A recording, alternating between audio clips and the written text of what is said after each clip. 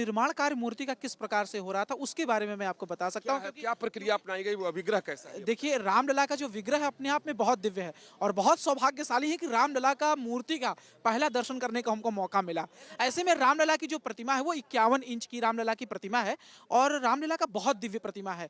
रामलला कमल के पुष्प पर विराजमान है और रामलला एक बाल रूप में है।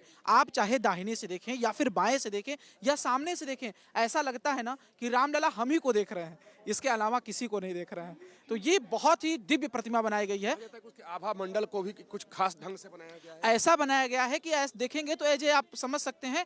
मान लीजिए कि 2 से 5 साल तक एक नॉर्मल बालक का स्वरूप दिया गया है रामलला को और रामलला कमल के पुष्प के ऊपर विराजमान है। तो दिव्य स्वरूप है रामलला का, अद्भुत स्वरूप है। और टोटल 5 जगह से शिलाएं आए थे रामलला की प्रतिमा बनाने के लिए, जिसमें कर्नाटक से, नेपाल के काली गंडक नदी से इत्यादि, जयपुर से, मैसूर से, इन सारी जगहों की शिलाओं में से सिर्फ सभी की मूर्तियां बनाई गई थी। कहा जा रहा है कि इसमें कितनी सच्चाई है कि जो भगवान के पीछे जो आभा मंडल बनाया जाता है उसमें विष्णु के 10 अवतारों को दिखाने की कोशिश की कि क्या ऐसा कोई आभा मंडल बनाया गया है? देखिए, जब तक मैंने मूर्ति देखी थी आज से लगभग 10 दिन पहले तक, जब तक हम लोग उस मूर्ति के लिए पूजन पाठ अनुष्ठान इत्यादि करते थे, उस समय तक अगर मूर्ति की अगर आप बात करेंगे तो उस समय ये डिसाइड किया जा रहा था कि मूर्ति को क्या, जैसे एक बालक का ऊपर जूड़ा बांधा जाता है या जूड़ा बांधा जाए या मुकुट का निर्माण कार्य किया जाए। तो इसमें इसके लिए मैं अभी आपको कंफर्मली नहीं बता सकता कि भगवान का मतलब कि जूड़ा बांधा जाएगा या फिर मुकुट पहनाया जाएगा,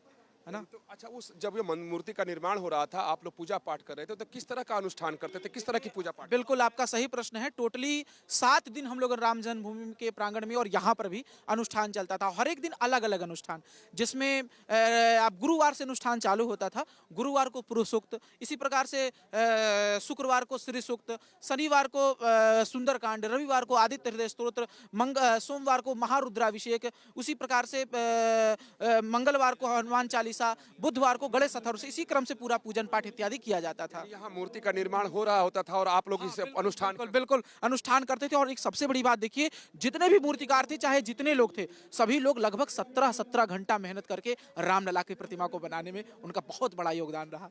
कि ऐसी प्रतिमा बनाई गई है जिसमें 5 साल के बच्चे का बाल सुलभ भी दिखाई दे और देवत्व भी दिखाई दे और भगवान की भव्यता भी दिखाई दे। मैं आपको बोला ना कि आप देख लेंगे एक बार मूर्ति को, या जो भी राम दर्शक न्यूज नेशन के माध्यम से जितने लोग इसको अभी चैनल को देख रहे हैं, अगर एक बार रामलला का आप प्रतिमा देख लेंगे, मोहित हो उठेंगे। मैंने एक बार बोला कि आप चाहे दाहिने साइड से देखिए, बाएं साइड देखिए, राम जी को सम्मुख से देखिए, ऐसा लगेगा कि राम जी सिर्फ हम ही को निहार रहे हैं और हम राम जी को निहार रहे हैं। जूड़ा बना है या मुकुट बना है, ये इस पर पर्दा है, इसमें हमारे लिए पर्दा है।